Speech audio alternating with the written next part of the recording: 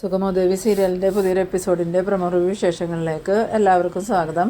അങ്ങനെ നമ്മളുടെ മുരളി വന്ന് പ്രഭാവതിയോട് ചോദിച്ചതനുസരിച്ച് പ്രഭാവതി സിദ്ധാർത്ഥനോടും നന്ദനോടൊക്കെ വന്ന് പറയുന്നുണ്ട്, എനിക്ക് പരിചയത്തിലുള്ള ഒരാളുണ്ട്, നമുക്ക് അയാളെ ഡ്രൈവറായിട്ട് നിയമിച്ചാലോ എന്ന്. ആ സമയത്ത് നന്ദൻ പറയുന്നുണ്ട്, പരിചയക്കാരൊന്നും നിർത്തണ്ട അമ്മേ, അത് പിന്നീട് ബുദ്ധിമുട്ടാവും, ഞാൻ നിർബന്ധിക്കണമൊന്നുമില്ല, നിങ്ങൾ ഇൻ്റർവ്യൂ ഒക്കെ നടത്തി ഇഷ്ടപ്പെട്ടാൽ മാത്രം നിയമിച്ചാൽ മതിയെന്ന്. ആ സമയത്ത് നമ്മുടെ മുരളിയാണെങ്കിൽ ഇവരുടെ ഈ സംസാരമൊക്കെ കേട്ട് നിന്ന് ചിരിക്കുന്നുണ്ട് കേട്ടോ. പിന്നീട് സിദ്ധാർത്ഥൻ പറയുന്നുണ്ട്, എന്നാൽ നമുക്കൊന്ന് നോക്കാം, എന്തായാലും അയാൾ എപ്പോഴാണ് വരണേന്ന് ചോദിക്കുമ്പം അയാൾ ഇനി വരാനൊന്നുമില്ല, ഇവിടെ തന്നെ ഉണ്ട് ആൾ, ഞാനിപ്പോൾ തന്നെ ആളെ വിളിക്കാമെന്ന് പറഞ്ഞുകൊണ്ട് പ്രഭാവതി മുരളിയെ വിളിക്കുന്നുണ്ട്. അങ്ങനെ മുരളി ഇങ്ങോട്ട് വരുമ്പോഴാണ് ഇവർക്ക് മനസ്സിലാവുന്നത് മുരളിയാണ് ജോലിക്കായിട്ട് വന്നേക്കണേന്ന്. മുരളിയെ കണ്ടതും എല്ലാവർക്കും ഭയങ്കര അത്ഭുതമാവുന്നുണ്ട്.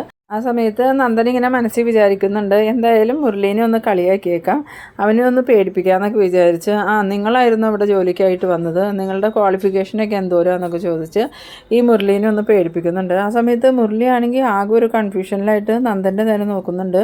എന്നിട്ട് നന്ദനോട് ചോദിക്കുന്നുണ്ട്, നീ എന്താ നന്ദ ഇങ്ങനെയൊക്കെ ചോദിക്കണേ, എൻ്റെ ക്വാളിഫിക്കേഷനൊക്കെ നിനക്ക് അറിയാവുന്നതല്ലേ എന്ന്. ആ സമയം നമ്മളുടെ നന്ദനും ദേവികയും എല്ലാവരും കൂടി പറയുന്നുണ്ട്, അറിയാമെന്ന് പറഞ്ഞിട്ട് കാര്യമില്ലല്ലോ, ഒരു ഇൻ്റർവ്യൂ ആകുമ്പം എല്ലാ കാര്യങ്ങളും ചോദിക്കണ്ടേ, അതുകൊണ്ട് ചോദിച്ചതാണ്, എല്ലാം വിശദമായിട്ട് തന്നെ പറയണം, നിങ്ങൾക്ക് മുൻപ് എന്തെങ്കിലും എക്സ്പീരിയൻസ് ഉണ്ടോ എന്നൊക്കെ ചോദിക്കുമ്പോൾ മുരളിയാണെങ്കിൽ ആകെ ഇങ്ങനെ ഷോക്കായ പോലെ നിൽക്കുന്നുണ്ട്. ആ സമയത്ത് പ്രഭാവതി എന്താ നന്ദ ഇതെന്ന് ചോദിക്കുമ്പം അമ്മയ്ക്ക് എന്ത്, ഞങ്ങൾ വെറുതെ ഇവനെ ഒന്ന് കളിപ്പിക്കാൻ വേണ്ടി പറഞ്ഞതല്ലേ, ഇവൻ ദേവികയുടെ ഡ്രൈവർ ആവുകയാണെങ്കിൽ പിന്നെ നമുക്കെല്ലാവർക്കും സമാധാനമായിട്ടിരിക്കാമല്ലോ, ദേവികയുടെ കാര്യത്തിൽ പിന്നെ എനിക്ക് ഒരു ടെൻഷനും ഉണ്ടാവില്ല എന്ന്. ആ സമയത്ത് ദേവികയും പറയുന്നുണ്ട്, മുരളിയേട്ടൻ എൻ്റെ ഡ്രൈവറായി കഴിഞ്ഞാൽ പിന്നെ എനിക്ക് പേടിക്കേണ്ട കാര്യമില്ല, എൻ്റെ സ്വന്തം സഹോദരൻ എന്നെ എങ്ങനെ സംരക്ഷിക്കുമോ അതുപോലെ മുരളിയേട്ടൻ എന്നെ സംരക്ഷിക്കുമെന്ന് അറിയാം, അതുകൊണ്ട് ഇന്ന് തന്നെ ജോയിൻ ചെയ്തോളാൻ. ആ സമയത്ത് മുരളി പറയുന്നുണ്ട്, ഇന്നിപ്പോൾ എവിടെയെങ്കിലും ദേവിക്ക് പോകാനുണ്ടോ എന്ന് ചോദിക്കുമ്പം സിദ്ധാർത്ഥൻ പറയുന്നുണ്ട്, രാവിലെ തന്നെ മോൾക്ക് പോകാനുണ്ടായിരുന്നതാണ്, പക്ഷേ ഡ്രൈവർ ഇല്ലാത്തത് കൊണ്ടാണ് പോകാൻ വൈകിയത്, എന്തായാലും ഇനിയിപ്പോൾ മുരളി ജോലിക്ക് കയറിയല്ലോ, ഇന്ന് തന്നെ ഡ്യൂട്ടി തുടങ്ങിക്കോളാൻ. ആ സമയത്ത് നമ്മളുടെ രജനി ഇതെല്ലാം കേട്ടുകൊണ്ട് അങ്ങോട്ട് വരുന്നുണ്ട്. രജനിക്കാണെങ്കിൽ അത് ഒട്ടും ഇഷ്ടപ്പെടുന്നില്ല, കാരണം ദേവികയുടെ ഡ്രൈവറായിട്ട് മുരളി പോകുമ്പം ദേവികയുടെ പവർ ഒന്നും കൂടി കൂടുമെന്നുള്ളൊരു കുശുമ്പൊക്കെയാണ് കേട്ടോ ഈ രജനിക്ക് തോന്നണത്. എന്നിട്ട് രജനി വന്നിട്ട് മുരളിയോട് ചോദിക്കുന്നുണ്ട്, മുരളിക്ക് വേറെ ഒരു ജോലി ഇല്ലാഞ്ഞിട്ടാണോ മുരളി ഇങ്ങനെ ഡ്രൈവറായിട്ട് പോകുന്നത്, ഒരു MLAയുടെ ഡ്രൈവറായിട്ട് നടന്ന് ജീവിതം കഴിച്ചു കൂട്ടുവാണോ എന്ന് ചോദിക്കുമ്പോൾ അതിനെന്താ രജനി, ഇത് നല്ലൊരു ജോലിയല്ലേ, ഒന്നുമല്ലെങ്കിലും നമ്മളുടെ ദേവികയ്ക്ക് വേണ്ടിയല്ലേ, അതുകൊണ്ട് എനിക്ക് എൻ്റെ സ്വന്തം ആളുകളുടെ അടുത്ത് ജോലി ചെയ്യണ പോലെ ജോലി ചെയ്യാമല്ലോ എന്ന് പറയുമ്പം രജനി പറയുന്നുണ്ട്, ദേവിക പണ്ടത്തെ ദേവികയൊന്നും അല്ല, ഇപ്പോൾ അവൾ MLA ദേവിക, അതൊക്കെ ഓർത്തുകൊണ്ട് ജോലി കയറിയിട്ടുണ്ടെങ്കിൽ മുരളിക്ക് തന്നെ കൊള്ളാമെന്ന്. പിന്നീട് കാണിക്കുന്നത് നമ്മളുടെ ഋഷീനെയാണ്.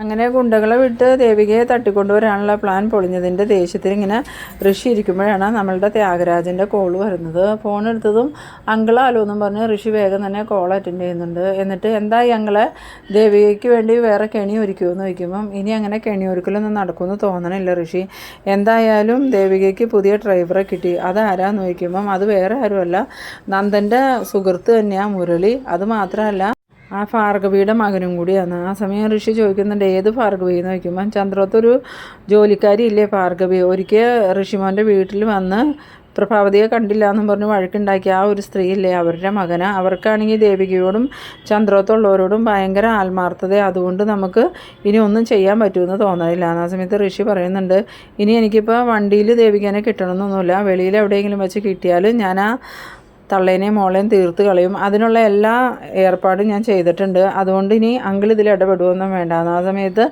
ത്യാഗരാജൻ പറയുന്നുണ്ട്, അല്ലെങ്കിൽ തന്നെ മേഡം തന്നെ വിളിച്ചിട്ട് ചോദിച്ചായിരുന്നു, ഈ ദേവികയെ തട്ടിക്കൊണ്ടുപോകാൻ പ്ലാൻ ചെയ്തതിൽ എനിക്കോ ഋഷിക്കോ എന്തെങ്കിലും പങ്കുണ്ടോയെന്ന്. അപ്പോൾ ഞാൻ ഒന്നും വിട്ടു പറയാതെ തന്ത്രപരമായിട്ട് അതിൽ നിന്ന് ഒഴിഞ്ഞു, പക്ഷേ മേഡത്തിൻ്റെ മനസ്സിൽ എന്തൊക്കെയോ സംശയങ്ങളുണ്ട്, CPക്കും ഉണ്ടെന്നാണ് എനിക്ക് തോന്നണേന്ന് പറയുമ്പം ഋഷി പറയുന്നുണ്ട്, അതെനിക്കും തോന്നി അങ്കിള്, അമ്മയുടെ സംസാരം കണ്ടപ്പം എനിക്കും അങ്ങനെ തന്നെയാണ് തോന്നിയത്, എന്തായാലും തൽക്കാലം അങ്കിൾ ഇതൊന്നും അമ്മയോട് വിട്ടു പറയാൻ നിൽക്കണ്ട, ഞാൻ വേണ്ടതുപോലെ എല്ലാ കാര്യങ്ങളും കൈകാര്യം ചെയ്തോളാം, അങ്കിൾ ഇനി ഇതിൽ ഇടപെടുകയും വേണ്ടാന്ന്.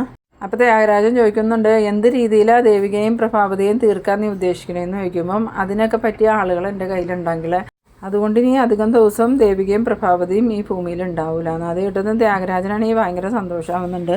എന്നിട്ട് ത്യാഗരാജൻ പറയുന്നുണ്ട്, ചന്ദ്രോത്തുകാരുടെ നാശമാണ് ഞാനും ആഗ്രഹിക്കുന്നത്.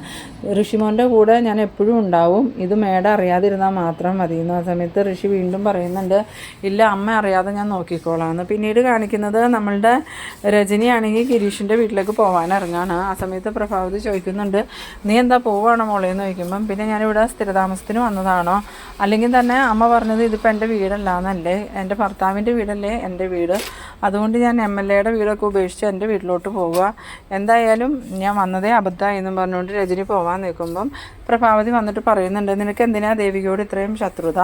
ആ സമയത്ത് രജനിക്ക് ഈ പ്രഭാവതിയുടെ ചോദ്യം കേട്ടിട്ട് നല്ല ദേഷ്യം വരുന്നുണ്ട്. എന്നിട്ട് രജനി പറയുന്നുണ്ട്, അത് കൊള്ളാലോ, അമ്മ കാരണമല്ലേ എനിക്ക് ദേവികയോട് വിരോധം വന്നത്, അന്ന് അമ്മ ഇലക്ഷനിൽ മത്സരിക്കരുതെന്ന് പറഞ്ഞിട്ട് അവൾ കേൾക്കാണ്ടിരുന്നത് കൊണ്ടല്ലേ എനിക്ക് അവളോട് ദേഷ്യമായത്.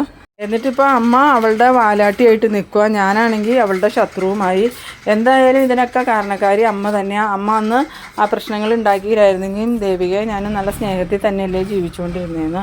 ആ സമയത്ത് പ്രഭാവതി പറയുന്നുണ്ട്, അന്ന് ഞാൻ നമ്മളുടെ കുടുംബത്തെ രക്ഷിക്കാൻ വേണ്ടിയിട്ടാണ് മോളെ അങ്ങനെയൊക്കെ ചെയ്തത്. പക്ഷേ ഇന്നിപ്പോൾ ദേവിക ജയിച്ചെങ്കിലും നമ്മളുടെ കുടുംബത്തിന് പ്രത്യേകിച്ച് കുഴപ്പമൊന്നും ഉണ്ടായില്ലല്ലോ. ആ അരുന്ധതിയുടെ പ്ലാനെല്ലാം പൊളിച്ചു തന്നത് ദേവിക തന്നെയല്ലേ എന്ന്. ആ സമയത്ത് രജനി പറയുന്നുണ്ട്, അരുന്ധതിയെ തലയിൽ കയറ്റി വെച്ചതും ദേവിക തന്നെയല്ലേ. അവൾ അവർക്ക് വേണ്ടി എന്തൊക്കെ ത്യാഗങ്ങളാണ് സഹിച്ചത്. അവരുടെ മോൻ്റെ കാര്യം രഹസ്യമാക്കി വയ്ക്കാൻ വേണ്ടി സ്വന്തം താലിയിൽ തൊട്ട് സത്യം ചെയ്തവളല്ലേ അവളെ അമ്മ ഒരുപാട് അങ്ങനെ ന്യായീകരിക്കുകയൊന്നും വേണ്ട, ഞാൻ എന്തായാലും പോവാന്നും പറഞ്ഞ് ദേഷ്യപ്പെട്ട് രജനി അങ്ങോട്ട് പോകുന്നുണ്ട്. രജനി പോയതിനു ശേഷം പ്രഭാവതി ഇങ്ങനെ ചിന്തിക്കുന്നുണ്ട്, ഈ പെണ്ണിനെ ഇനി എങ്ങനെ പറഞ്ഞു മനസ്സിലാക്കും. ഇവളുടെ മനസ്സിൽ ഓരോ ദിവസം ചെല്ലുന്തോറും ദേവികയോടുള്ള വൈരാഗ്യം കൂടി കൂടി വരുവാണല്ലോ എന്ന്. പിന്നീട് കാണിക്കുന്നത് നമ്മളുടെ ഗിരിയുടെ വീടാണ്. ഗിരിയുടെ വീട്ടിലേക്ക് ഈ രജനി വരുന്ന സമയത്ത് ഗിരിയുടെ അമ്മയോട് പറയുന്നുണ്ട്, രജനി ആകെ കലി തുള്ളിയ വന്നെന്ന് തോന്നണമല്ലോ അമ്മയെ മുഖഭാവമൊക്കെ കണ്ടിട്ടെന്ന് പറയുമ്പോൾ ഗിരിയുടെ അമ്മ പറയുന്നുണ്ട്, ദേവികയായിട്ട് വഴക്കിട്ട് വന്നേക്കണായിരിക്കും, ഇവൾക്ക് ഇത് എന്തിൻ്റെ കേടാ, ദേവിക MLA ആയിപ്പോൾ തൊട്ട് രജനിക്ക് ദേവികയെ കണ്ടുകൂടാന്ന്. ആ സമയത്ത് ഗിരീഷൻ പറയുന്നുണ്ട്, അത് വേറൊന്നും അല്ല അമ്മേ, പ്രഭാവതി മേഡം മത്സരത്തിൽ തോക്കുകയും ചെയ്തു, ദേവിക MLA ആവുകയും ചെയ്തു, അതിൻ്റെ ഒരു കുശുമ്പ, അത് കുറച്ച് നാളിങ്ങനെ പറഞ്ഞുകൊണ്ട് നടന്നിട്ട് രജനി നിർത്തിക്കോളൂ എന്ന്.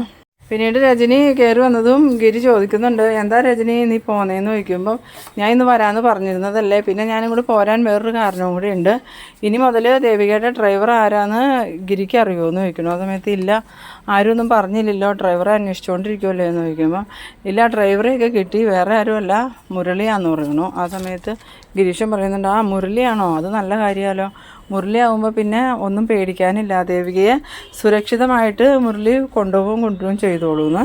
ആ സമയത്ത് നമ്മളുടെ രജനി പറയുന്നുണ്ട്, ഗിരിക്കൊന്നും ഇത്രയും ബുദ്ധി ഇല്ലാതായി പോയല്ലോ, അവൾ മനഃപൂർവ്വം മുരളിയെ ഡ്രൈവറായിട്ട് ജോലിക്ക് എടുത്തത്, അവൾക്കിനി പറഞ്ഞുകൊണ്ട് നടക്കാമല്ലോ, എന്നെ തോപ്പിക്കാൻ നടന്ന ഭാർഗവി ആൻറ്റിയുടെ കുടുംബം ജീവിക്കുന്നത് ഞാൻ കൊടുക്കുന്ന ശമ്പളം കൊണ്ടാണ്, മുരളി എൻ്റെ ഡ്രൈവറായിട്ട് ഇപ്പോൾ ജോലി ചെയ്യണമെന്ന് പറഞ്ഞ് ഭാർഗവി ആൻറ്റിയും കുടുംബത്തെ നാണം കെടുത്താൻ വേണ്ടിയിട്ടാണ്.